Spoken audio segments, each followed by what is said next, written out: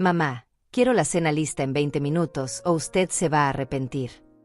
La voz de Alfredo atravesó la sala como una bofetada invisible. Estaba tirado en mi sofá, con los pies sobre la mesa de centro que compré hace 30 años con tanto esfuerzo, mirando la televisión como si fuera el dueño de esta casa. Como si yo fuera su empleada doméstica. Me quedé parada en la entrada de la cocina, sintiendo como las palabras se clavaban en mi pecho. A los 67 años, después de criar a este hombre sola, después de trabajar dobles turnos limpiando casas ajenas para darle todo lo que necesitaba, ahora él me hablaba como si fuera una extraña. Como si fuera su sirvienta personal. Abrí la nevera con manos temblorosas. Vacía. Completamente vacía. Ayer había comprado $150 en alimentos. Pollo, verduras, arroz, frijoles, frutas. Todo lo que él pedía a gritos cada día. Todo desaparecido. Otra vez. Como si un fantasma hambriento hubiera pasado por mi cocina durante la madrugada. Las lágrimas se acumularon en mis ojos, pero no las dejé caer. No delante de él. Nunca más. Ya había llorado suficiente en estos 6 meses malditos. ¿Y qué esperas, vieja? Que la comida aparezca por arte de magia. Su risa cruel resonó desde el sofá. Ni siquiera se molestó en voltear a mirarme. Sus ojos seguían pegados a esa pantalla estúpida que le robaba la vida y le quitaba las ganas de buscar trabajo. Este es mi hijo Alfredo. El mismo que mecí en mis brazos cuando tenía fiebre a los 3 años. El mismo que llevé de la mano a su primer día de escuela, con su uniforme planchado y su lonchera preparada con amor. El mismo que graduó de bachiller mientras yo aplaudía desde la primera fila, orgullosa de verlo convertirse en hombre. El mismo que ahora vive en mi casa después de que su esposa Paulina lo echó por infiel. Llegó hace 6 meses con una maleta pequeña y una sonrisa falsa, diciéndome que solo sería temporal. Que pronto encontraría trabajo. Que pronto se independizaría otra vez. Que solo necesitaba un poco de tiempo para reorganizar su vida después del divorcio. Mami, usted sabe que Paulina me sacó de la casa sin nada. Solo necesito unos meses para ponerme de pie otra vez, me había dicho ese primer día, con lágrimas en los ojos y la voz quebrada por el supuesto arrepentimiento. Qué tonta fui al creerle. 6 meses después, sigue aquí, sin trabajar. Sin buscar empleo. Sin pagar un solo $1 de los gastos de la casa. Cada día devora todo lo que compro y me exige más. Cada día me trata peor. Cada día se parece más al hombre que su padre se convirtió en los últimos años de vida. Amargo, exigente y cruel. Alfredo, no tengo más comida. Tendrías que ir al supermercado si quieres cenar algo especial. Mantuve mi voz calmada, aunque por dentro sentía un huracán de frustración y resentimiento acumulado. Se incorporó en el sofá como un resorte. Sus ojos tenían esa mirada que había aprendido a temer en estos últimos meses. Esa mirada que me recordaba demasiado a su padre cuando bebía los fines de semana y convertía nuestra casa en un campo de batalla. ¿Yo? ¿Ir al supermercado? Usted es la que vive aquí gratis. Usted es la que tiene que ocuparse de estas cosas. Se levantó y caminó hacia mí con pasos pesados. No me haga perder la paciencia, mamá. Ya sabe lo que pasa cuando me enojo. Gratis. Dijo que vivo aquí gratis. En la casa que compré con mis propias manos callosas. En la casa por la que pagué 30 años de hipoteca limpiando pisos ajenos, lavando ropa ajena, cuidando niños ajenos. En la casa que lleva mi nombre en las escrituras. En la casa donde cría a mis 3 hijos, sola después de que su padre murió de un infarto cuando Alfredo tenía apenas 12 años. Mi vecina Hortensia me había advertido la semana pasada, mientras tomábamos café en su cocina. Olga, ese muchacho la está abusando. No es normal que un hombre de su edad trate así a su madre. Yo lo veo llegar a altas horas, gastando dinero en cosas innecesarias mientras usted cuenta cada $1 para pagar las cuentas. Pero yo defendí a Alfredo como siempre. Le dije que estaba pasando por un momento difícil, que el divorcio lo había afectado mucho, que había perdido la confianza en sí mismo, que pronto volvería a ser el hijo cariñoso que conocí, el que me abrazaba cuando llegaba cansada del trabajo y me decía que era la mejor madre del mundo. ¡Qué idiota fui! ¡Qué ciega estuve todos estos meses! Está bien, Alfredo. Voy a ver qué puedo preparar. Cerré la nevera y caminé hacia la alacena con pasos lentos. Quedaba una lata de atún y un paquete de fideos. Suficiente para una persona, no para dos. Pero sabía que él se comería todo y me dejaría hambrienta, como había hecho tantas otras noches. Y que sea algo decente. No esas porquerías que cocina siempre. Estoy harto de comer basura en esta casa, gritó desde el sofá, volviendo a tirarse como un adolescente rebelde de 40 años. Mientras abría la lata de atún con manos que ya no temblaban, mi mente comenzó a trabajar de una forma que no había experimentado en años. Una forma fría, calculadora, precisa. Por primera vez en estos 6 meses de humillaciones constantes, no sentí pena por mi hijo. No sentí culpa por sus problemas matrimoniales. No sentí la necesidad de protegerlo del mundo cruel que lo había lastimado. Sentí algo diferente. Algo que me asustó y me emocionó al mismo tiempo. Una claridad mental que no tenía desde que era joven y tenía que defender a mi familia de los acreedores, de los vecinos chismosos, de los jefes abusivos. Recordé a mi madre, que murió cuando yo tenía 30 años. Ella solía decir, hija, hay una diferencia entre ser buena y ser tonta. La mujer buena ayuda a quien la necesita. La mujer tonta se deja pisotear por quien la traiciona. Esa noche, después de servirle los fideos con atún que devoró sin decir gracias, después de lavar sus platos mientras él siguió viendo televisión hasta las 3 de la madrugada, después de escucharlo roncar en el cuarto que fue de su hermana menor, me senté en mi cama con una libreta vieja que guardaba en el cajón de la mesa de noche. Comencé a escribir. Fechas exactas. Montos precisos. Situaciones detalladas. Todo lo que había pasado en estos 6 meses de pesadilla. Todo lo que había gastado en él. Comida, servicios, ropa, dinero que pedía prestado y nunca devolvía. Todo lo que había soportado en silencio. Cada grosería. Cada amenaza. Cada humillación. Cada noche que me quedé despierta preocupándome por él mientras él salía a gastarse mis ahorros en Dios sabe qué. Y mientras escribía, una sonrisa extraña se dibujó en mi rostro arrugado. Una sonrisa que mi difunto esposo habría reconocido inmediatamente. La misma sonrisa que ponía cuando alguien se metía con nuestra familia y yo decidía que era hora de defendernos. La sonrisa de la mujer que no se deja vencer. Mi hijo Alfredo estaba a punto de descubrir de dónde había heredado su carácter fuerte.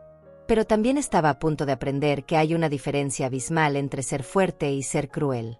Y que su madre, después de 67 años en este mundo lleno de decepciones, sabía perfectamente cuál era esa diferencia.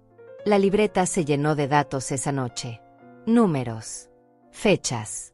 Testigos. Y mi plan comenzó a tomar forma en mi mente como una telaraña perfecta. Esa madrugada no pude dormir. Me quedé despierta recordando cómo había llegado hasta aquí. Como una mujer que crió 3 hijos sola, que trabajó desde los 14 años, que construyó esta casa ladrillo por ladrillo, había terminado siendo tratada como una esclava en su propio hogar. Alfredo nació cuando yo tenía 27 años. Su padre, mi esposo Roberto, trabajaba en la construcción y yo limpiaba casas por las mañanas. Éramos pobres, pero felices. Cuando Roberto murió del corazón, Alfredo apenas tenía 12 años. Sus hermanas ya eran mayores, pero él se quedó conmigo hasta los 25. Recordé las noches que me desvelé cuidándolo cuando tenía asma. Los sábados que trabajé doble turno para comprarle los zapatos de fútbol que tanto quería. Las veces que mentí diciendo que no tenía hambre para que él pudiera comer mi porción cuando el dinero no alcanzaba. Mami, cuando sea grande voy a trabajar mucho para que usted nunca más tenga que limpiar casas ajenas, me decía mientras hacía sus tareas en la mesa de la cocina. Voy a comprarle una casa grande y usted va a descansar toda la vida. Mentiras dulces de un niño que no sabía que crecería para convertirse en mi peor pesadilla. Alfredo se casó con Paulina cuando tenía 28 años. Trabajaba en una oficina, ganaba bien, parecía responsable. Durante años fueron felices. Visitaban los domingos, me traían regalos en mi cumpleaños, celebrábamos las Navidades juntos. Paulina era una buena mujer, trabajadora y respetuosa. Siempre me saludaba con cariño y me ayudaba en la cocina cuando venían a comer. Todo cambió hace 2 años. Alfredo empezó a llegar tarde a casa. Paulina me llamaba llorando, diciéndome que había encontrado mensajes en su teléfono. Que había gastado los ahorros familiares en apuestas. Que había perdido el trabajo por faltar tanto. Que bebía y se volvía agresivo. Señora Olga, ya no sé qué hacer.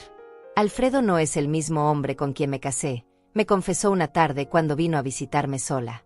Dice que tengo la culpa de todo, que lo presiono mucho, que no lo entiendo.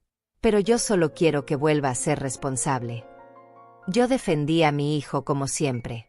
Le dije que los hombres pasan por crisis, que debía tener paciencia, que el amor todo lo puede. Le aconsejé que no se rindiera, que luchara por su matrimonio. ¡Qué error tan grande cometí! 6 meses después, Paulina encontró a Alfredo con otra mujer en un motel barato. Lo echó de la casa esa misma noche. Él llegó a mi puerta con lágrimas falsas y promesas vacías. Mami, cometí un error terrible.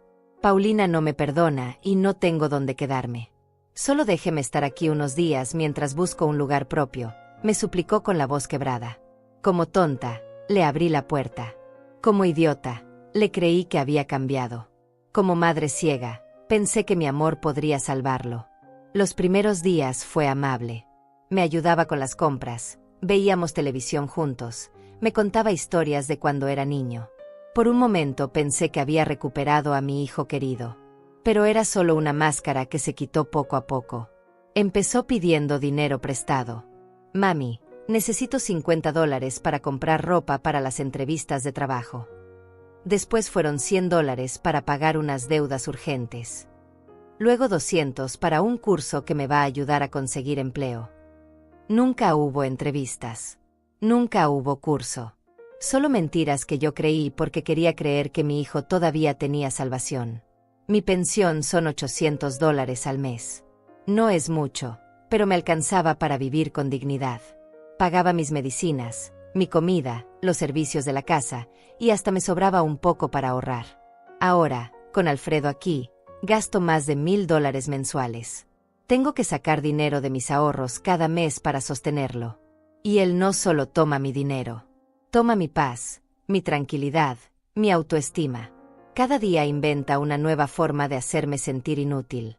Me critica la comida que cocino, la forma como limpio la casa, la ropa que uso, incluso la manera como camino.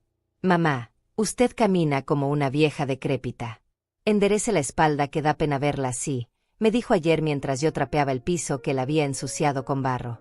Mi espalda está doblada porque la doblé trabajando para darle una vida digna. Mis manos están arrugadas porque las arrugué lavando su ropa cuando era pequeño. Mi rostro tiene arrugas porque me preocupé por él durante 40 años. Esta madrugada, mientras él roncaba en la habitación de al lado, recordé una conversación que tuve con mi hermana Rosa hace un mes. Ella vive en otra ciudad y solo nos hablamos por teléfono. Olga, ese muchacho te está matando lentamente. Has perdido peso, te escuchas triste, ya no ríes como antes. ¿Cuándo fue la última vez que saliste a caminar por el parque? ¿Cuándo fue la última vez que te compraste algo bonito para ti? Tenía razón. Hace 6 meses que no salgo de esta casa más que para comprar comida. Hace 6 meses que no me compro ni una blusa nueva. Hace 6 meses que vivo como prisionera en mi propia casa, esperando a que Alfredo se despierte de buen humor para no recibir gritos. Pero anoche, algo se rompió dentro de mí. Cuando él me amenazó por la cena, cuando me habló como si fuera su empleada, cuando me hizo sentir que soy una carga en mi propia casa, algo cambió para siempre. Recordé las palabras de mi madre: hija, nunca permitas que nadie te quite la dignidad, ni siquiera tu propia sangre. Y también recordé algo que había olvidado en estos meses de humillaciones. Que yo, Olga Márquez, no siempre fui una víctima. Que cuando era joven y tenía que defender a mi familia, sabía ser muy inteligente, muy calculadora, muy efectiva. Mi hijo estaba a punto de redescubrir quién era realmente su madre antes de que la convirtiera en su víctima. Al día siguiente, Alfredo amaneció de buen humor. Eso debería haberme alegrado, pero ya había aprendido a desconfiar de sus cambios repentinos de personalidad. Cuando bajó a desayunar, hasta me saludó con un beso en la mejilla y una sonrisa que no veía hace meses. Buenos días, mami. ¿Cómo amaneció? Su voz sonaba melosa, artificial, como cuando era niño y había roto algo y trataba de ocultármelo con cariño fingido. Bien, hijo. Ya está listo el café. Le serví en su taza favorita, la que le regalé en su cumpleaños número 30. La que ahora usaba todos los días sin agradecer nunca. Se sentó en la mesa y comenzó a desayunar los huevos revueltos que había preparado con los últimos huevos que quedaban en la nevera. Comía lentamente, pensativo, como si estuviera planeando algo importante. Sus ojos brillaban con esa chispa que yo conocía demasiado bien. La misma que tenía cuando era adolescente y quería pedirme dinero para alguna travesura. «Mami, he estado pensando mucho en nuestra situación», comenzó, dejando el tenedor sobre el plato. «Sé que estos meses han sido difíciles para usted. Sé que he sido una carga económica y emocional». Lo miré con sorpresa. ¿Acaso mi hijo estaba reconociendo sus errores?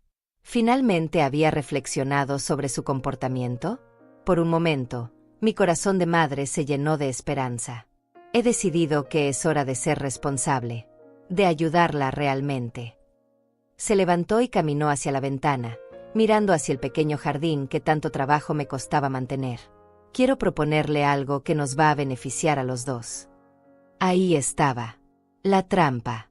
Mi instinto maternal, entrenado durante 40 años para detectar las mentiras de mis hijos, comenzó a sonar todas las alarmas.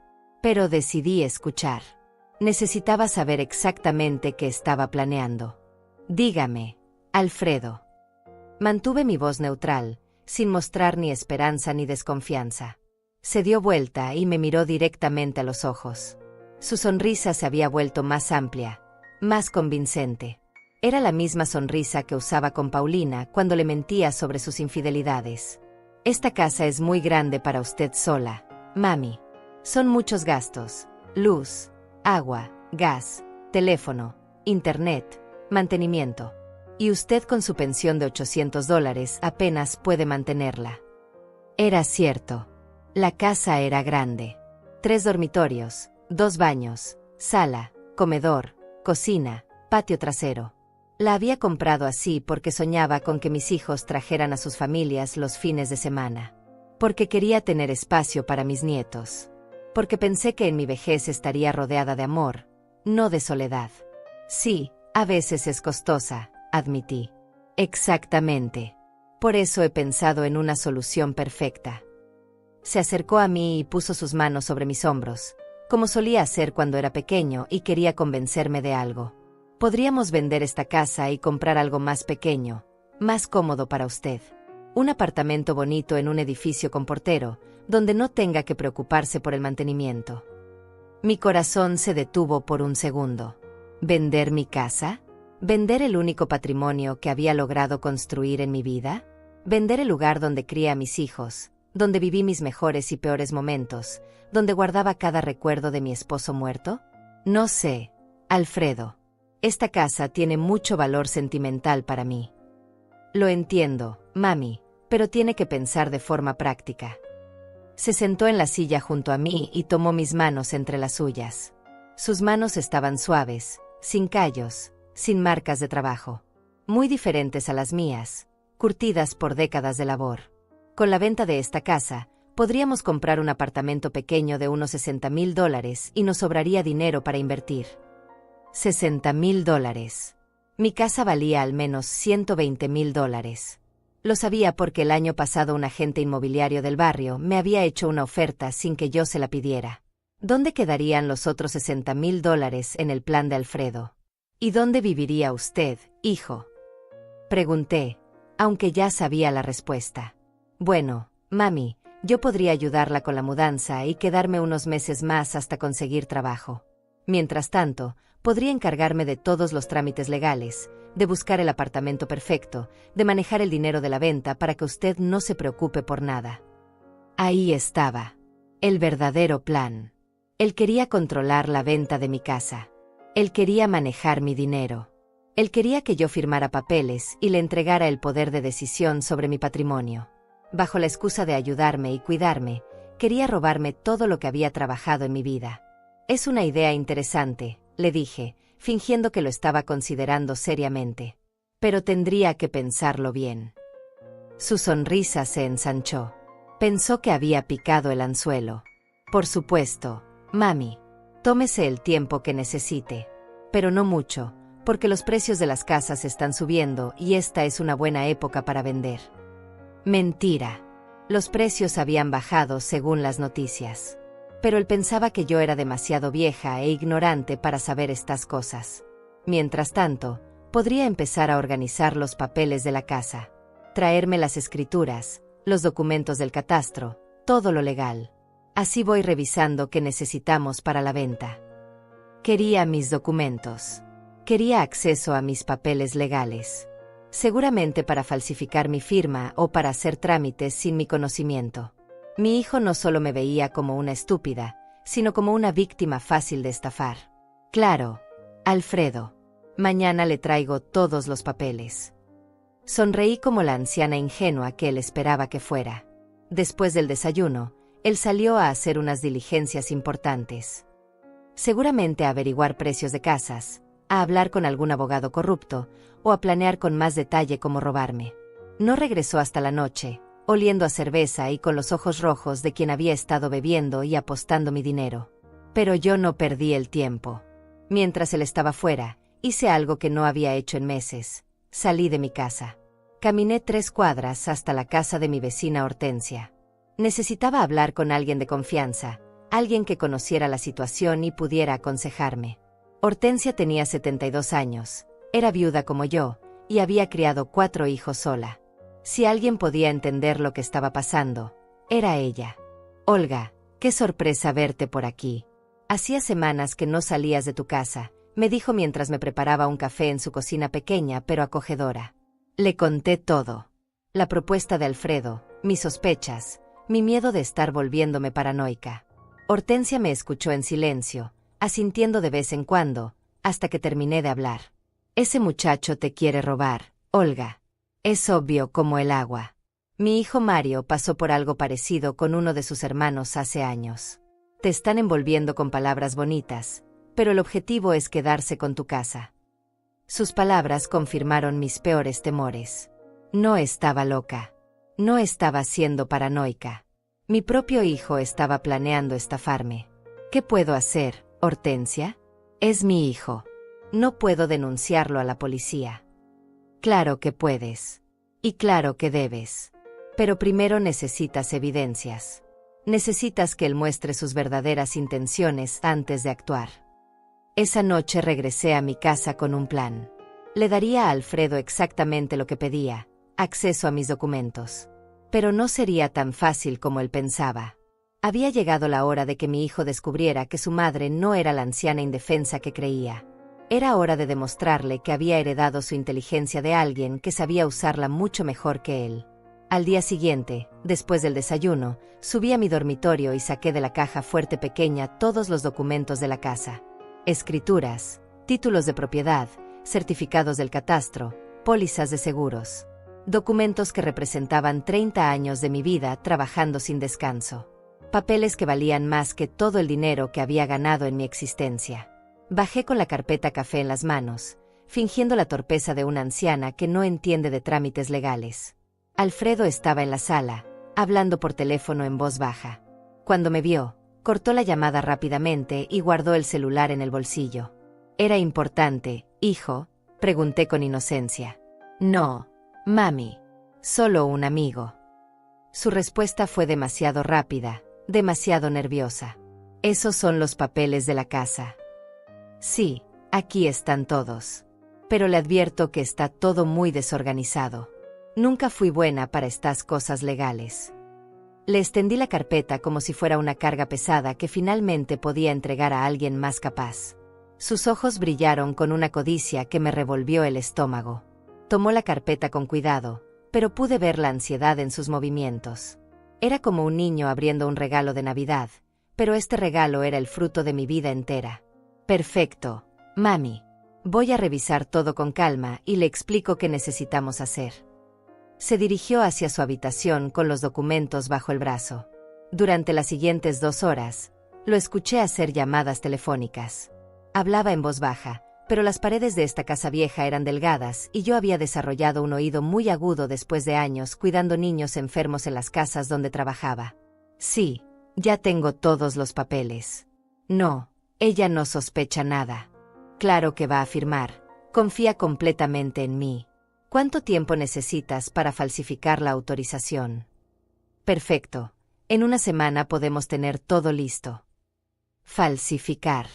La palabra me golpeó como una bofetada fría. Mi hijo no solo planeaba convencerme de vender mi casa. Estaba dispuesto a falsificar documentos para hacerlo sin mi consentimiento real. Estaba planeando robarme legalmente, usando mi amor de madre como herramienta.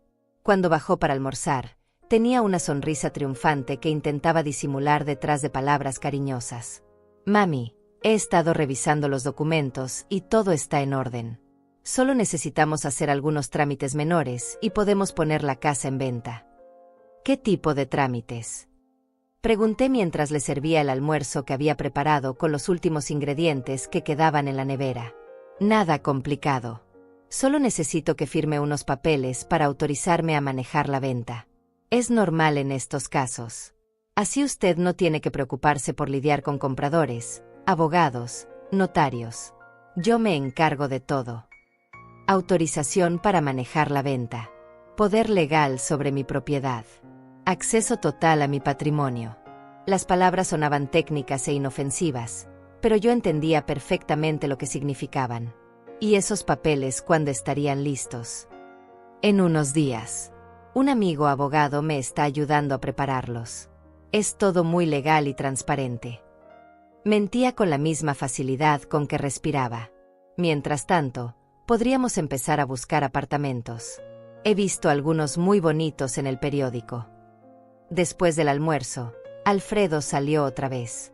Dijo que iba a ver apartamentos, pero yo sabía que iba a encontrarse con su cómplice para terminar de planear mi estafa. Esta vez se llevó mi carpeta de documentos, diciendo que los necesitaba para mostrarle al abogado. En cuanto escuché el portón cerrarse, tomé el teléfono y marqué un número que había anotado en un papel la noche anterior. El número de un abogado recomendado por Hortensia. Un hombre llamado Santiago Castañedo, que según mi vecina era honesto y especialista en estafas familiares. Oficina del abogado Castañedo. Buenas tardes. Buenas tardes. Necesito una consulta urgente. Es sobre un intento de estafa de propiedad. ¿Puede venir mañana a las 3 de la tarde? Sí, ahí estaré. Esa noche, Alfredo regresó eufórico. Había bebido, pero no estaba borracho. Estaba celebrando. Se sentó a mi lado en el sofá y puso su brazo alrededor de mis hombros, como cuando era niño y quería contarme sobre su día en la escuela. Mami, encontré el apartamento perfecto para usted. Está en un edificio nuevo, en el segundo piso, con ascensor, cerca del supermercado y la farmacia. Tiene una habitación grande, baño moderno, cocina pequeña pero completa. Es perfecto para una persona sola. ¿Cuánto cuesta? $70,000. Un poco más de lo que habíamos pensado, pero vale la pena por la ubicación y la comodidad. 70,000. 10,000 más que la cifra original. Mi casa valía 120,000, él quería comprarme algo de 70,000, y seguramente se quedaría con los 50,000 restantes. Un robo perfecto disfrazado de amor filial. Suena bien, hijo. ¿Cuándo podríamos verlo? El problema es que hay otros interesados. Si queremos ese apartamento, tenemos que actuar rápido. El dueño quiere una respuesta en máximo una semana. Presión de tiempo. Urgencia artificial. Tácticas de vendedor deshonesto para forzar una decisión rápida. Mi hijo había aprendido bien las técnicas de manipulación. Y los papeles de autorización. Mañana están listos. Solo tiene que firmar y podemos empezar todos los trámites. Se levantó del sofá y se dirigió hacia la cocina. Y mami, es mejor que esto quede entre nosotros. Ya sabe cómo es la gente del barrio, siempre metiendo las narices donde no les importa. Si alguien pregunta, mejor no contamos nada hasta que todo esté listo. Silencio. Secreto. Aislamiento. Quería que cortara toda comunicación con mis vecinos y amigas para que nadie pudiera advertirme o aconsejarme. Era la estrategia perfecta de un estafador, aislar a la víctima de su red de apoyo.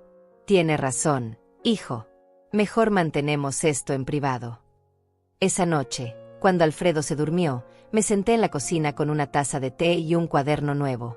Escribí todo lo que había escuchado, con fechas y horarios exactos. Cada llamada telefónica, cada mentira, cada contradicción en su historia. También anoté los nombres que había mencionado, el supuesto abogado amigo, los apartamentos que había visto, las cifras que había dado. Mañana, cuando fuera a ver al abogado Castañedo, llevaría toda esta información. Pero también haría algo más. Algo que Alfredo no esperaba de su madre anciana e ignorante.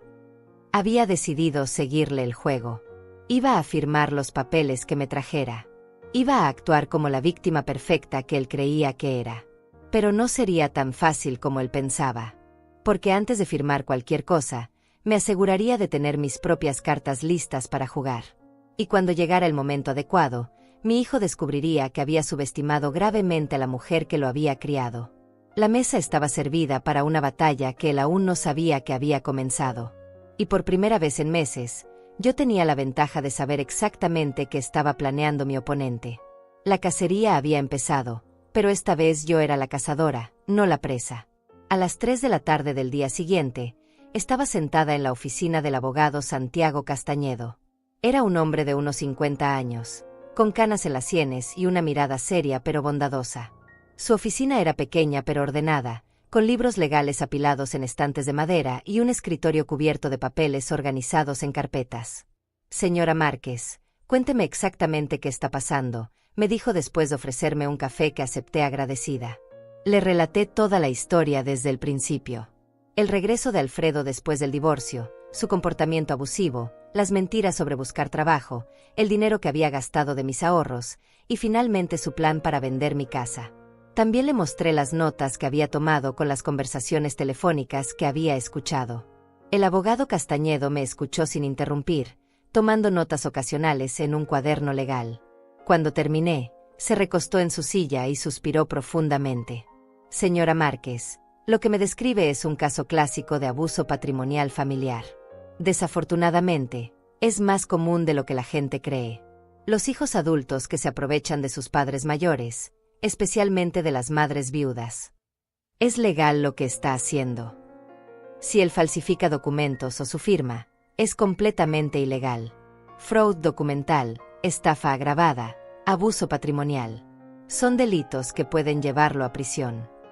Se inclinó hacia adelante, mirándome directamente a los ojos. «Pero necesitamos evidencias sólidas. Grabaciones, documentos falsificados, testigos confiables. ¿Qué puedo hacer? Vamos a tender una trampa legal. Usted va a seguir actuando como si creyera en su plan, pero con algunas precauciones importantes». Abrió un cajón de su escritorio y sacó una grabadora digital pequeña.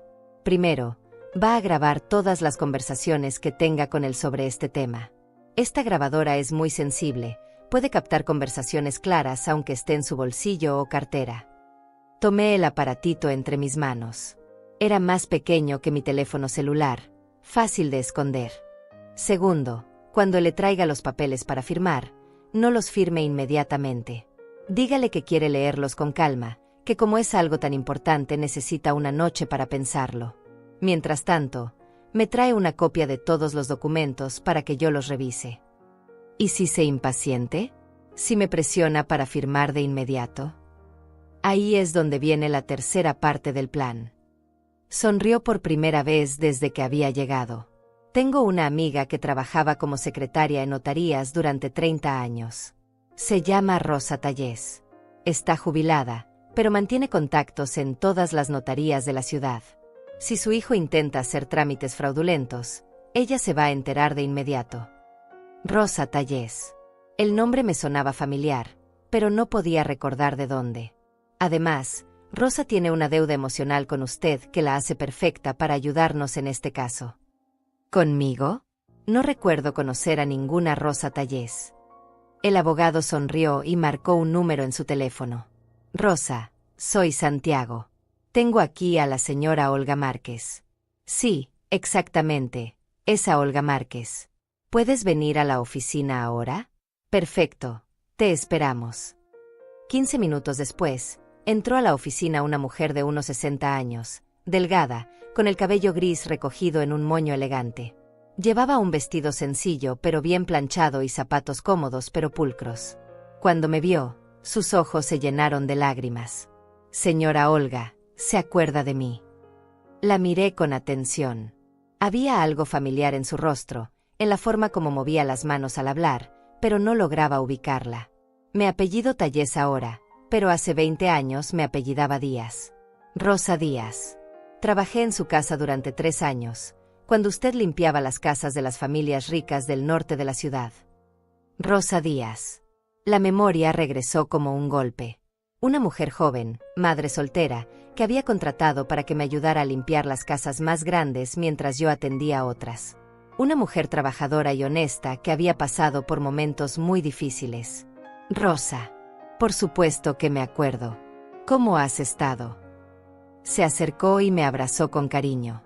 Señora Olga, usted cambió mi vida y nunca he podido agradecérselo como se merece. Le dijo al abogado que podía dejarnos solas un momento, y él salió discretamente de la oficina. Señora Olga, ¿se acuerda de mi hijo Mario? El que tenía problemas de aprendizaje y no podía pagar una escuela especial. Claro que me acuerdo. Un niño dulce, muy inteligente pero con dificultades para leer. Usted me prestó $2,000 para pagar su terapia y educación especial. Me dijo que se los devolviera cuando pudiera, sin intereses, sin prisa.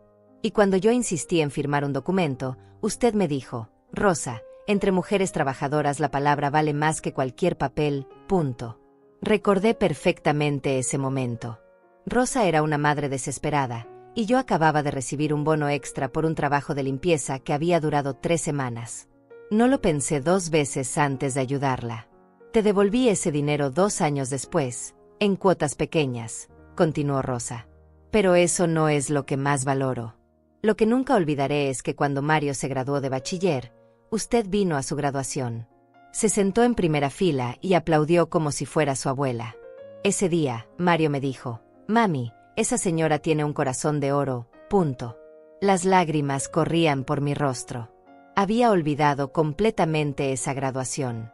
Mario ahora es ingeniero de sistemas, señora Olga. Tiene su propia empresa, está casado, tiene 2 hijos hermosos. Y todo empezó con su ayuda. Se secó los ojos con un pañuelo. Cuando Santiago me contó que usted necesitaba ayuda, no lo dudé ni un segundo. Es mi oportunidad de pagarle una deuda de 20 años. El abogado regresó y Rosa le explicó exactamente cómo podía ayudarnos. Tenía contactos en todas las notarías, bancos y oficinas de registro de propiedades de la ciudad. Si Alfredo intentaba hacer cualquier trámite relacionado con mi casa, ella se enteraría de inmediato. Además, conocía a varios notarios jóvenes que estarían dispuestos a colaborar para evitar un fraude. Señora Olga, voy a estar vigilando cada movimiento que haga su hijo. Tengo amigos en las notarías principales, en el registro de propiedades, en los bancos que manejan créditos hipotecarios. Si él intenta falsificar su firma o hacer trámites sin su conocimiento real, lo vamos a saber de inmediato. Cuando salí de esa oficina, ya no me sentía como una víctima indefensa. Tenía un plan, tenía aliados, tenía herramientas. Pero más importante aún, había recuperado algo que había perdido en estos meses de humillaciones, la confianza en mí misma. Esa noche, cuando Alfredo llegó a casa con una carpeta de papeles legales, yo estaba lista. La grabadora estaba en el bolsillo de mi delantal, funcionando perfectamente. Mi sonrisa de anciana ingenua estaba bien ensayada. Y por primera vez en meses, tenía ganas de escuchar exactamente qué mentiras me iba a contar mi hijo. La trampa estaba lista. Ahora solo faltaba que él cayera en ella. Mami, tengo excelentes noticias. Los papeles están listos y el apartamento sigue disponible. Podemos firmar mañana mismo y en una semana usted estará viviendo en su nuevo hogar. Sonreí como la abuela tonta que él esperaba. Pero por dentro, sentía la satisfacción de una cazadora que finalmente había encontrado a su presa. Enséñeme esos papeles, hijo. Quiero ver qué tengo que firmar, le dije esa noche mientras él extendía los documentos sobre la mesa del comedor. La grabadora en mi bolsillo funcionaba silenciosamente, capturando cada palabra de nuestra conversación. Alfredo desplegó 3 documentos diferentes. El primero parecía legítimo, una autorización estándar para vender propiedad. Pero los otros 2 tenían un aspecto extraño, con sellos que se veían borrosos y firmas que no reconocía. Este es el poder legal para que yo pueda manejar la venta, explicó señalando el primer documento. Este otro es el contrato de compra del apartamento nuevo, y este último es la autorización bancaria para transferir los fondos. Leí cuidadosamente cada línea, fingiendo dificultad para entender los términos legales. Hijo, esto es muy complicado para mí. ¿Estás seguro de que todo está bien? Por supuesto, mami. Mi amigo abogado revisó todo. Solo necesita firmar aquí, aquí y aquí. Señaló 3 líneas diferentes con su dedo, impaciente por terminar el proceso. Es que me da miedo firmar algo tan importante sin entenderlo completamente. No podría llevárselo a otro abogado para que me explique. Su rostro cambió inmediatamente. La sonrisa falsa se desvaneció y apareció esa mirada fría que había aprendido a temer. Mamá, ya le dije que todo está en orden. ¿Por qué tiene que complicar las cosas? Mi amigo es un profesional, no necesitamos otro abogado que nos cobre por explicar lo mismo. Es que son muchos años de trabajo, Alfredo. Esta casa representa toda mi vida. Exactamente. Por eso tiene que confiar en mí. Soy su hijo, ¿no? Yo nunca la perjudicaría. Su voz subía de tono, mostrando la frustración que intentaba ocultar. Tiene razón, hijo. Disculpe mi desconfianza. Fingí arrepentimiento. Pero déjeme leer todo una vez más con calma. Mañana en la mañana firmamos. ¿De acuerdo? Quiero estar completamente segura de que entiendo todo. Alfredo respiró profundamente, controlando su irritación. Está bien, mami. Pero no se demore mucho. El apartamento no va a esperar para siempre, y ya hablé con el comprador de esta casa. Todo tiene que estar listo para el viernes. ¿El viernes? Eso era en 3 días. La urgencia era aún mayor de la que pensaba. Después de que Alfredo se fue a dormir, tomé fotografías de todos los documentos con el teléfono celular que mi nieta me había regalado para mi cumpleaños. No sabía muy bien cómo usarlo, pero había aprendido lo básico. Las fotos no quedaron perfectas, pero se podía leer el texto claramente. A la mañana siguiente, mientras Alfredo salía a ultimar detalles, yo me dirigí nuevamente a la oficina del abogado Castañedo. Esta vez llevaba las fotos de los documentos y la grabación de la conversación de la noche anterior. Señora Márquez, estos documentos son completamente fraudulentos, me dijo el abogado después de revisar las fotografías. Las firmas de los notarios son falsas, los sellos están mal hechos, y los números de registro no corresponden a documentos reales. Eso significa que si yo firmara, no tendría validez legal. Oh, sí tendrían validez si usted los firma voluntariamente. El problema es que estos documentos le dan a su hijo poder total sobre todos sus bienes.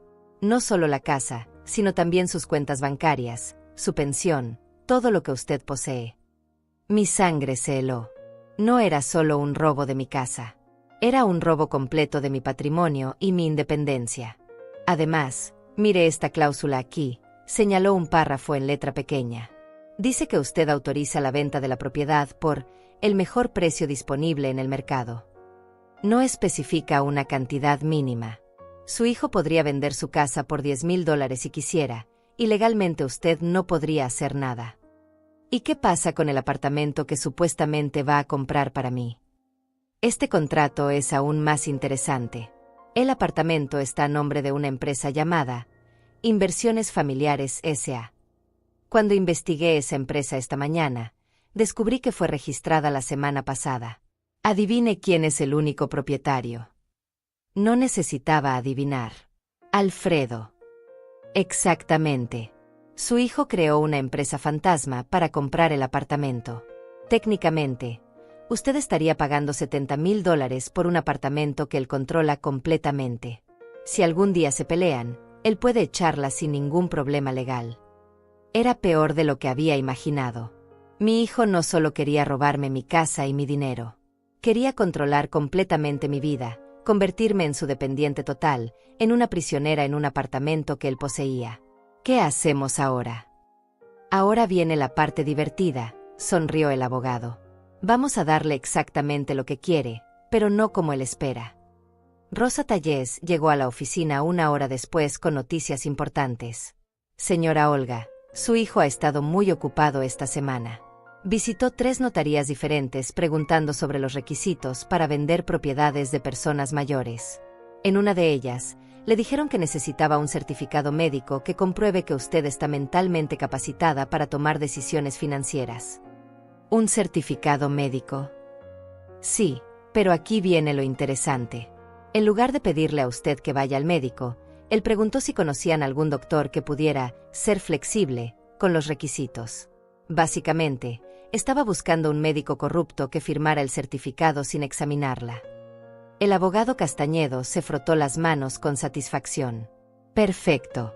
Eso es intento de soborno y falsificación de documentos médicos. 2 delitos más para añadir a la lista. ¿Y qué hacemos con esa información? Rosa va a contactar a su amigo en esa notaría. Le va a decir que conoce a un médico que puede ayudar a su hijo, pero que necesita reunirse con él para discutir los detalles. Mientras tanto, usted va a casa y le dice a Alfredo que está lista para firmar los papeles. Pero no van a ser los papeles reales. No. Yo voy a preparar documentos idénticos, pero con una pequeña diferencia. En lugar de darle poder total sobre sus bienes, le van a dar poder únicamente para mostrar la casa a posibles compradores. Nada más. Los documentos se van a ver exactamente iguales, pero el contenido legal será completamente diferente. Rosa sacó una pequeña cámara de video de su cartera. Y mientras usted firma los papeles falsos, esta cámara va a estar grabando toda la conversación. Vamos a capturar cada mentira que le diga, cada manipulación que use para convencerla. ¿Dónde vamos a esconder la cámara? En el reloj de la pared de su comedor. Tiene el ángulo perfecto para filmar toda la mesa. Y el micrófono es tan sensible que va a captar hasta los susurros. Esa tarde regresé a casa con un plan perfectamente diseñado. En mi cartera llevaba los documentos falsos preparados por el abogado Castañedo. En mi bolsillo, la grabadora digital funcionaba constantemente. Y en mi corazón, por primera vez en meses, sentía la emoción de quien está a punto de ganar una batalla muy importante. Cuando Alfredo llegó a casa esa noche, yo estaba esperándolo en la sala con los documentos falsos sobre la mesa de centro. Hijo, he pensado mucho en lo que hablamos anoche. Tiene razón. Debo confiar en usted. Estoy lista para firmar. Sus ojos brillaron con la codicia de quien ve cumplirse su plan perfecto. Pero no sabía que estaba cayendo directamente en una trampa que le costaría mucho más que dinero. Su madre había decidido enseñarle la diferencia entre ser inteligente y ser malvado. Y la lección estaba a punto de comenzar. Excelente decisión, mami. Sabía que usted iba a entrar en razón, exclamó Alfredo con una sonrisa que no llegaba a sus ojos. Se sentó a mi lado en el sofá y puso los documentos fraudulentos sobre la mesa de centro, exactamente donde la cámara oculta tenía el mejor ángulo de grabación. Es que usted tiene razón, hijo. Ya estoy muy vieja para manejar estos asuntos tan complicados, dije con la voz temblorosa de una anciana confundida. Mejor que se encargue a alguien joven y capaz como usted. Alfredo sacó una pluma cara de su bolsillo, una que no reconocí. Seguramente la había comprado especialmente para esta ocasión, como si la elegancia del instrumento pudiera disimular la vileza del acto. Mire, mami, aquí está todo explicado muy claramente. Comenzó a señalar líneas en los documentos falsos que el abogado Castañedo había preparado. Este primer papel es para que yo pueda mostrar la casa a los compradores y negociar el precio. Este segundo es para el apartamento nuevo que va a ser todo suyo. Y este tercero es para manejar el dinero de la venta. Mentía con una naturalidad que me asombró. Cada palabra que salía de su boca era una fabricación cuidadosamente construida para tranquilizarme mientras él me robaba todo lo que tenía. ¿Y cuánto dinero vamos a recibir por la casa?, pregunté, fingiendo una curiosidad inocente. Bueno, mami, el mercado está un poco bajo ahora. Probablemente podamos conseguir entre 80 y 90 mil dólares. Después de pagar el apartamento de 70 mil, nos quedarían unos 20 mil para sus gastos futuros. 80 mil dólares. Mi casa valía 120 mil y él planeaba vendérmela por 80 mil. 40 mil dólares menos de su valor real. Y de esos 80 mil, 70 irían a un apartamento que él controlaría completamente. Era un robo calculado hasta el último centavo. ¿20 mil dólares? Eso es todo lo que me quedaría. Mami, no se preocupe por el dinero. Recuerde que usted va a vivir en un apartamento hermoso, sin gastos de mantenimiento, sin preocupaciones. Y yo voy a estar aquí para cuidarla siempre. Su voz se volvió melosa, manipuladora. Además, $20,000 es mucho dinero para una persona de su edad. Le va a alcanzar para muchos años. Para una persona de mi edad. Como si a los 67 años ya no tuviera derecho a disfrutar de mi propio patrimonio. Como si fuera una carga que debía estar agradecida por las migajas que él decidiera dejarme. Tiene razón, Alfredo. $20,000 es más de lo que necesito. Tomé la pluma con manos temblorosas y me acerqué al primer documento. Firmo aquí. Sí, ahí mismo. Su nombre completo y la fecha de hoy. Firmé lentamente, asegurándome de que la cámara capturara cada momento. Mientras escribía mi nombre en los documentos falsos, Alfredo no podía esconder su satisfacción. Sus ojos brillaban con la codicia de quien creía haber ganado el premio mayor. Ahora este otro, mami, es para el apartamento. Firmé el segundo documento, donde supuestamente autorizaba la compra del apartamento que él controlaría. Y el último, para el manejo del dinero. Cuando terminé de firmar los 3 documentos, Alfredo los recogió cuidadosamente y los guardó en una carpeta de cuero negro. Perfecto, mami. Mañana mismo voy a empezar todos los trámites. En una semana va a estar viviendo en su apartamento nuevo, sin preocupaciones. ¿Y usted dónde va a vivir, hijo? Bueno, como el apartamento es pequeño, yo voy a buscar otro lugar. No se preocupe, voy a estar cerca para visitarla seguido. Otra mentira. Seguramente planeaba desaparecer en cuanto tuviera el dinero en sus manos. Esa noche, después de que Alfredo se durmió profundamente, creyendo que había ejecutado el crimen perfecto, yo no pude pegar un ojo. No por ansiedad o miedo, sino por la emoción de saber que al día siguiente comenzaría la segunda parte de mi plan.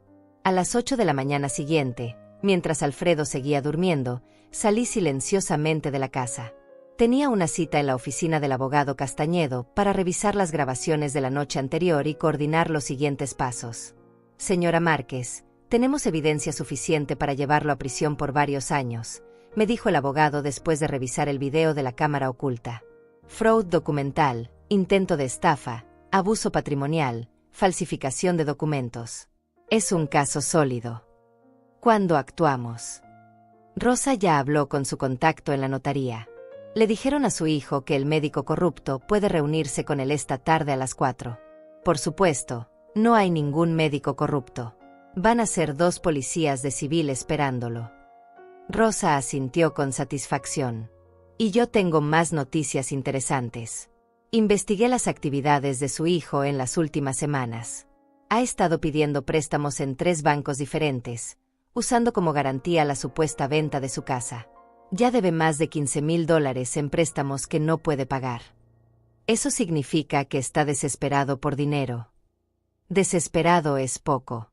Ayer por la noche estuvo en un casino hasta las 5 de la madrugada. Perdió otros $2,000 que no tenía. Tiene deudas con gente peligrosa, señora Olga. Usted no es solo su madre, es su última oportunidad de salvar su pellejo. Esa información me dolió más que todas las humillaciones que había sufrido en estos meses. Mi hijo no solo me había mentido sobre buscar trabajo. No solo me trataba como su sirvienta personal. También tenía adicción al juego y había puesto mi patrimonio como garantía de deudas que no podía pagar. Hay algo más, continuó Rosa. Conseguí una copia de los mensajes de texto que su hijo ha estado enviando a sus acreedores. Les prometió que esta semana iba a tener el dinero completo de las deudas. Les dijo que su madre iba a vender la casa y que él iba a quedarse con la mayor parte del dinero. El abogado Castañedo abrió una carpeta y me mostró copias de mensajes impresos. Mire este mensaje que le envió al prestamista más grande. No se preocupen, la vieja ya firmó todo. Para el viernes tengo su dinero completo. Y este otro. Mi mamá es una idiota, se creyó todo el cuento del apartamento. Para la próxima semana voy a estar forrado de plata. Punto. Las palabras la vieja e idiota se clavaron en mi corazón como dagas. Pero también despertaron una furia fría que no había sentido en años. Una furia controlada, inteligente, que me llenó de energía para lo que venía. ¿Qué hacemos ahora? Ahora viene la parte que usted va a disfrutar más, sonrió el abogado. Vamos a dejar que su hijo intente ejecutar su plan. Cuando llegue a la notaría esta tarde, los policías lo van a arrestar por intento de fraude. Pero antes de eso, usted va a hacer algo que él nunca va a esperar. ¿Qué cosa? Rosa sacó una caja pequeña de su cartera. Esto es un dispositivo de grabación que se conecta directamente al teléfono de su casa. Cuando usted llegue esta tarde, va a llamar a su hijo y le va a decir que cambió de opinión, que ya no quiere vender la casa. ¿Y eso para qué? Para que él muestre su verdadera personalidad. Cuando se dé cuenta de que su plan está en peligro, va a dejar de fingir que la respeta.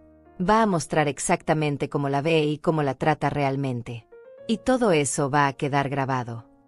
El abogado Castañedo completó la explicación. Necesitamos que él pierda los estribos completamente. Que la amenace, que le grite, que muestre su lado violento.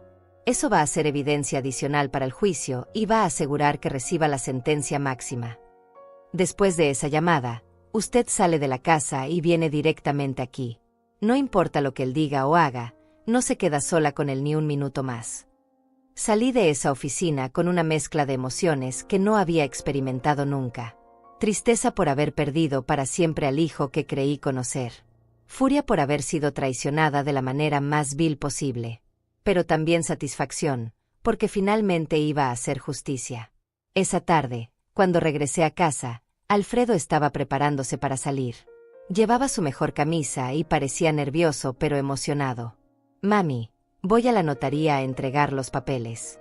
Esta noche ya vamos a tener todo en proceso. Alfredo, necesito hablar con usted antes de que se vaya. Se detuvo en la puerta, frunciendo el ceño. ¿Qué pasa? No me diga que se arrepintió. Es exactamente eso. He estado pensando toda la noche y creo que no quiero vender la casa. Su rostro cambió completamente. La máscara de hijo cariñoso se desplomó en segundos, revelando la cara del hombre cruel que había estado escondiendo. ¿Cómo que no quiere vender? Ya firmamos los papeles. Ya hice compromisos con gente importante. Los papeles los puedo anular. Es mi casa y tengo derecho a cambiar de opinión. Lo que vino después fue una explosión de furia que confirmó mis peores temores sobre en qué se había convertido mi hijo. Y cada palabra quedó grabada para la posteridad. Está loca. No puede anular nada. Ya firmó los papeles y punto. El grito de Alfredo resonó por toda la casa como el rugido de una bestia herida. Su rostro se había puesto rojo de furia y las venas de su cuello se marcaban como cuerdas tensas. Hijo, cálmese. Solo estoy diciendo que necesito más tiempo para pensarlo. Mantuve mi voz tranquila, sabiendo que cada palabra estaba siendo grabada perfectamente por el dispositivo que Rosa había instalado. No hay tiempo. Ya le dije que tengo compromisos. Hay gente esperando ese dinero. Se acercó a mí con pasos agresivos, y por primera vez en mi vida sentí miedo real de mi propio hijo. ¿Qué gente, Alfredo? ¿De qué compromisos habla? No se haga la estúpida conmigo. Usted sabe perfectamente que tengo deudas. Y ese dinero es la única forma de pagarlas. Ya no fingía. La máscara había caído completamente y estaba mostrando su verdadera naturaleza. Si tiene deudas, búsquese un trabajo para pagarlas. No voy a vender mi casa por sus problemas de juego. Trabajo. Se rió con una carcajada amarga y cruel. Trabajo. Yo no nací para trabajar como un burro como usted. Yo soy inteligente, tengo educación. El trabajo es para gente como usted. Cada palabra era como una bofetada, pero necesitaba que siguiera hablando, que mostrara completamente quién era realmente. Alfredo, yo trabajé toda mi vida para criar a mis hijos. No me avergüenzo de eso. Y míreme dónde la llevó su trabajo. Viviendo sola en una casa vieja, contando centavos, sin amigos, sin vida. Es una fracasada, mamá. Una vieja fracasada que ya no sirve para nada. Las palabras me dolieron más de lo que estaba preparada para soportar, pero necesitaba mantener la calma. El plan dependía de que él siguiera revelando su verdadera personalidad. Si soy tan fracasada, ¿por qué quiere mi casa? Porque es lo único de valor que tiene. Es lo único útil que hizo en su patética vida. Caminaba por la sala como un animal enjaulado, gesticulando violentamente. Esa casa representa años de mi vida viviendo en la pobreza mientras usted se mataba trabajando para otros. Trabajaba para mantener a mis hijos. No. Trabajaba porque era demasiado estúpida para conseguir un hombre que la mantuviera como Dios manda.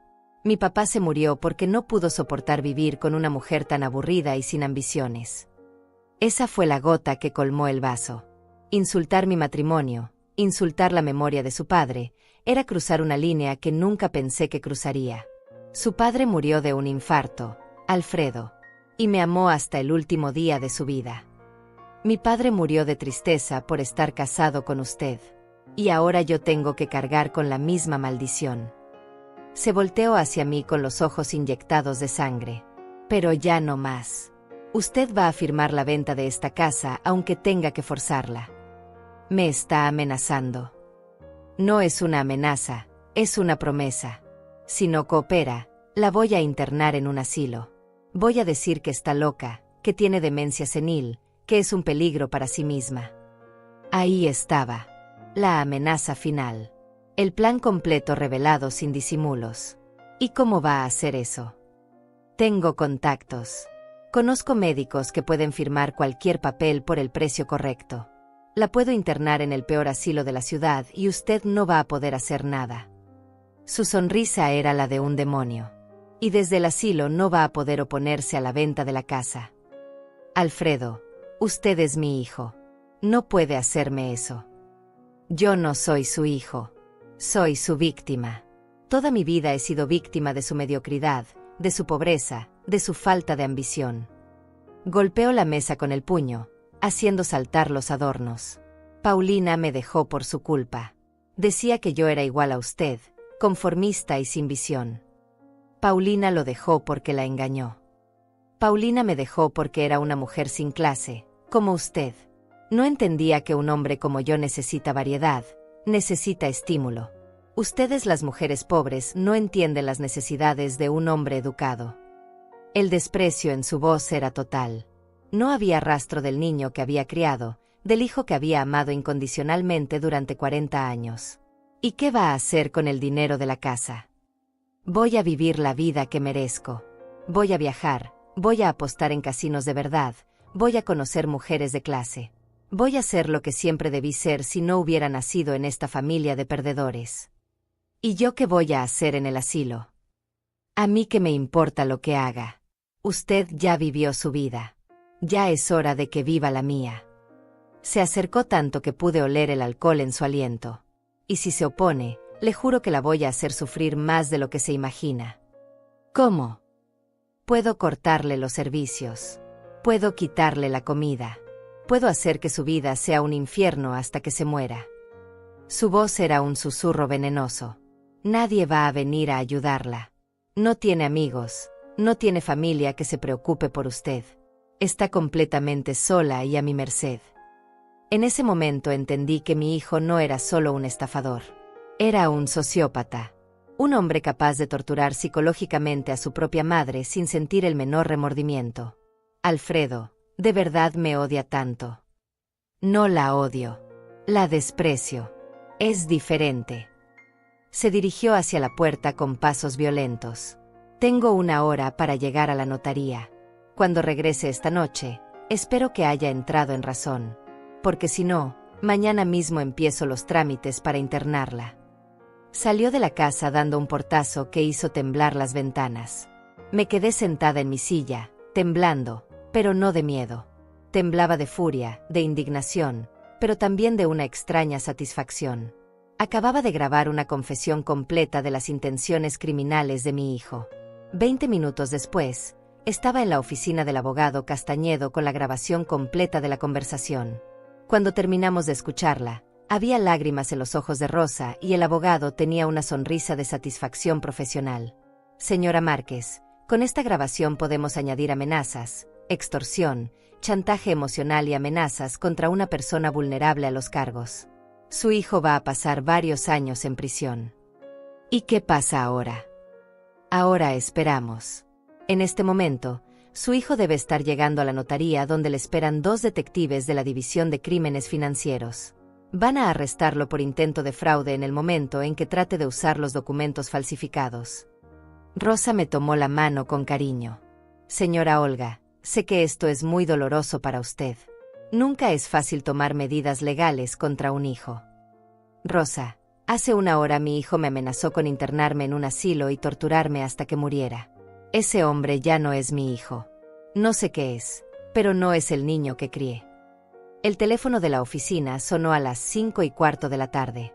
Era el detective encargado del caso. Abogado Castañedo, tenemos al sospechoso bajo custodia. Fue arrestado cuando intentó usar documentos falsificados para transferir una propiedad que no le pertenece. También tenemos evidencia de que había pedido préstamos fraudulentos usando esa propiedad como garantía. ¿Cómo reaccionó cuando lo arrestaron? Primero trató de sobornar a los agentes. Después empezó a gritar que su madre era una anciana senil que no sabía lo que hacía. Finalmente trató de huir. Ahora está en una celda esperando la audiencia de mañana. Cuando colgó el teléfono, el abogado me miró con una mezcla de compasión y respeto. Señora Márquez, su hijo va a enfrentar múltiples cargos criminales. Con las evidencias que tenemos, es muy probable que reciba una sentencia de 5 a 8 años de prisión. Y yo voy a tener que testificar contra él. Sí, pero no va a estar sola. Rosa y yo vamos a estar con usted en cada paso del proceso. Y recuerde, usted no está testificando contra su hijo. Está testificando contra un criminal que intentó robarle todo lo que tiene. Esa noche dormí en mi casa por última vez en meses sin miedo. Sin escuchar pasos amenazantes en el pasillo. Sin temer que alguien entrara a mi habitación para insultarme o exigirme dinero. Sin preguntarme qué nueva humillación me esperaba al día siguiente. Mi hijo estaba en una celda, donde merecía estar. Y yo, por primera vez en mucho tiempo, me sentía como la dueña de mi propia vida. La batalla había terminado. Y contra todos los pronósticos, la había ganado la anciana estúpida que supuestamente no servía para nada. 3 meses después del arresto de Alfredo, estaba sentada en el jardín de mi casa, tomando café mientras veía crecer las flores que había plantado la semana anterior. Rosas rojas, jazmines blancos, margaritas amarillas. Colores que no había visto en mi hogar durante los 6 meses que duró mi pesadilla. El juicio había terminado la semana pasada.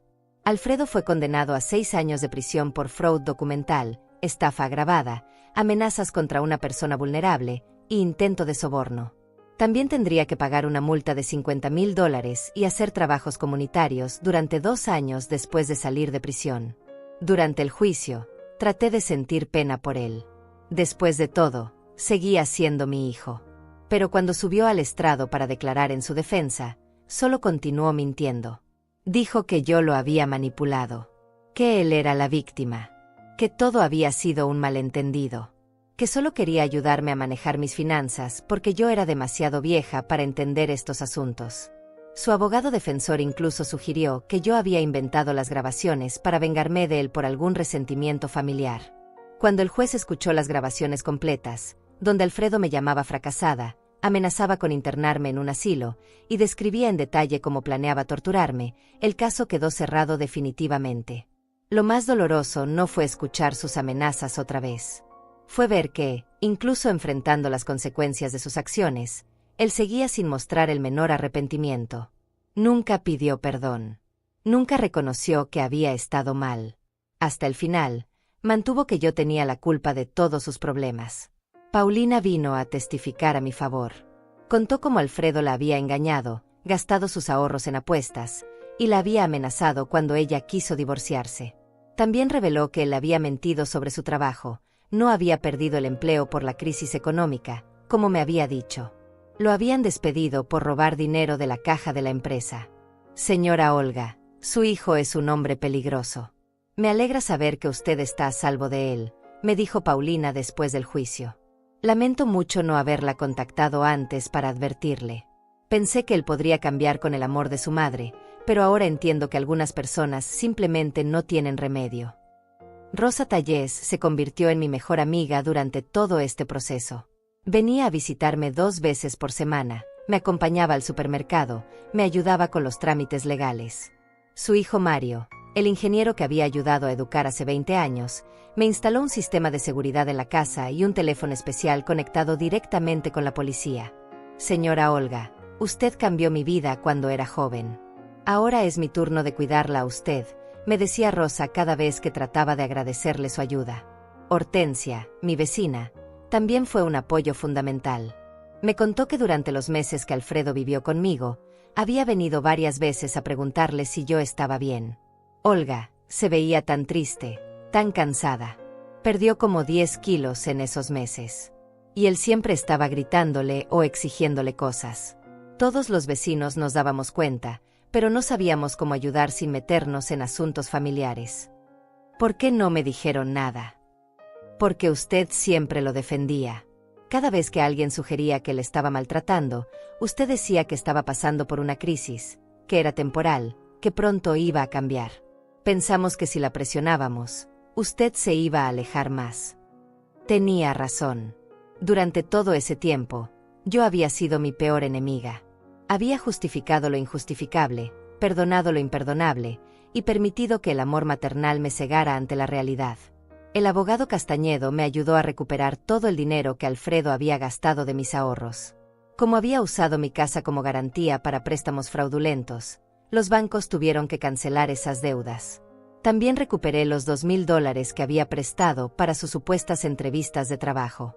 Señora Márquez, usted ha mostrado un coraje extraordinario durante todo este proceso. No es fácil enfrentarse a un hijo, por muy equivocado que esté, me dijo el abogado el día que finalizamos todos los trámites legales. Abogado Castañedo, ¿puedo hacerle una pregunta personal? Por supuesto. ¿Cree que soy una mala madre? ¿Cree que de alguna manera yo creé el monstruo en que se convirtió mi hijo? Se quedó pensativo por un momento antes de responder. Señora Márquez, he visto muchos casos de abuso familiar en mis 20 años de carrera. Y algo que he aprendido es que los padres abusivos crían hijos que normalizan el abuso. Pero los padres amorosos como usted a veces crían hijos que se aprovechan de ese amor. No es su culpa que su hijo haya decidido convertirse en lo que se convirtió. Sus palabras me ayudaron a encontrar paz con una de las preguntas que más me atormentaba. Yo había sido una buena madre. Había dado amor, disciplina, valores, educación. Si mi hijo eligió rechazar todo eso y convertirse en un criminal, esa era su decisión, no mi fracaso. Mis otras 2 hijas vinieron a visitarme desde otras ciudades cuando se enteraron de lo que había pasado. Patricia, la mayor, lloró durante horas pidiendo perdón por no haber estado más presente. Mami, si hubiéramos sabido lo que Alfredo le estaba haciendo, habríamos venido inmediatamente a ayudarla, me dijo mientras preparábamos la cena juntas en mi cocina. Hijas, ustedes tienen sus propias vidas, sus propias familias. No era su responsabilidad protegerme de su hermano. Carmen, la menor, fue más directa. Mami, Alfredo siempre fue problemático, pero pensamos que había madurado con el matrimonio. Nos equivocamos. Y nos equivocamos al dejarla sola con él. No se culpen por las decisiones que tomó su hermano. Él eligió su camino. Decidieron que una de ellas me visitaría cada mes, alternándose para asegurarse de que yo estuviera bien. También me convencieron de unirme a un grupo de apoyo para adultos mayores que habían sufrido abuso familiar. En ese grupo conocí a otras mujeres que habían pasado por situaciones similares. Esperanza, de 74 años, cuyo hijo le había robado sus joyas para venderlas por drogas. Concepción, de 69 años, cuya hija la había dejado sin dinero después de convencerla de invertir en un negocio inexistente. Mercedes, de 71 años, cuyos nietos la habían estafado fingiendo una emergencia médica. Lo más difícil no es perder el dinero, me dijo Esperanza durante una de nuestras reuniones. Lo más difícil es perder la ilusión de que nuestros hijos nos aman de verdad. Pero también conocí historias de recuperación y empoderamiento. Mujeres que habían logrado reconstruir sus vidas después de ser traicionadas por su propia familia. Mujeres que habían encontrado la fuerza para establecer límites, para defenderse, para elegir su propio bienestar por encima del amor incondicional. 6 meses después del juicio, tomé una decisión que habría sido impensable un año atrás. Me compré un carro. Un carro pequeño, económico, pero mío. A los 67 años, aprendí a manejar con la ayuda de un instructor muy paciente que Rosa me recomendó. La primera vez que manejé sola hasta el supermercado, me sentí como una adolescente que acababa de obtener su primera libertad. Poder ir a donde quisiera, cuando quisiera, sin depender de nadie, sin tener que pedir permiso o explicaciones. También comencé a hacer cosas que no había hecho en décadas. Me uní a un club de lectura en la biblioteca del barrio. Empecé a tomar clases de pintura los martes por la tarde. Volví a cocinar por placer, no por obligación, experimentando con recetas que había visto en internet. Los domingos por la mañana me dedico a mi jardín. He plantado verduras, hierbas aromáticas y flores de todos los colores.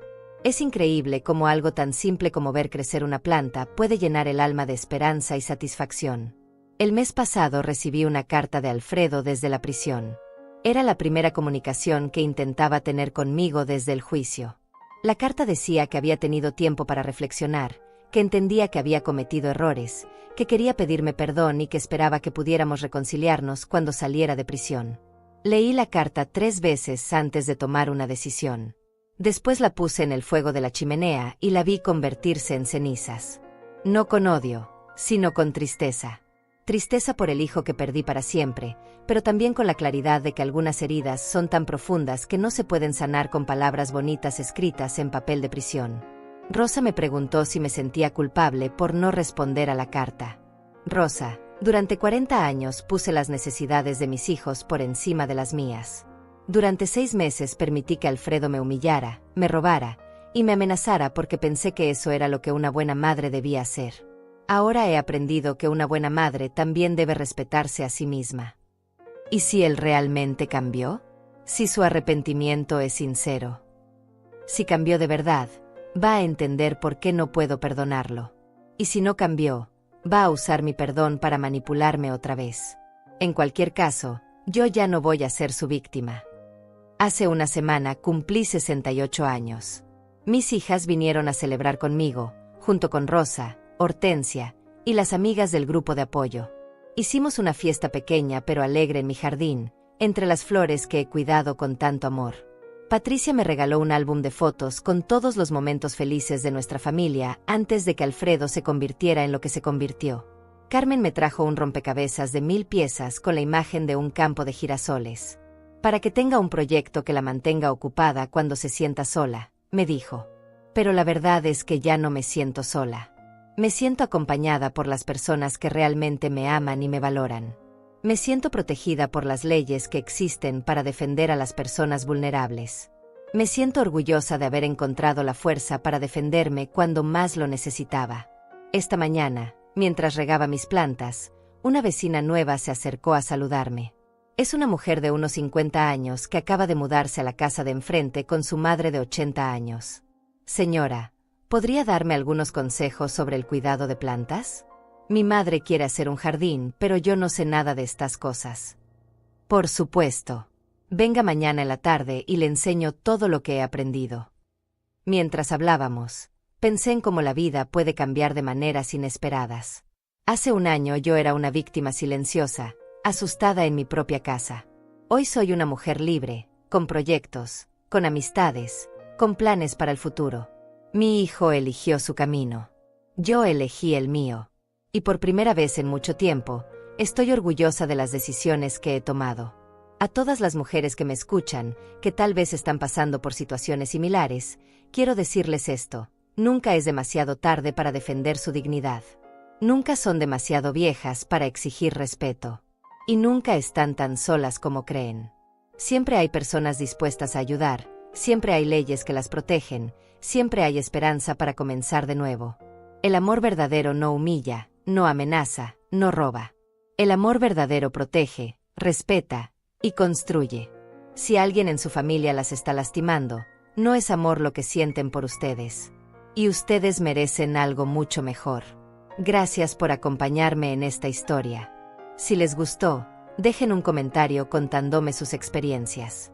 Y si conocen a alguien que esté pasando por algo similar, compartan esta historia. Juntas somos más fuertes. La vida comienza a cualquier edad, cuando decidimos que merecemos vivirla con dignidad.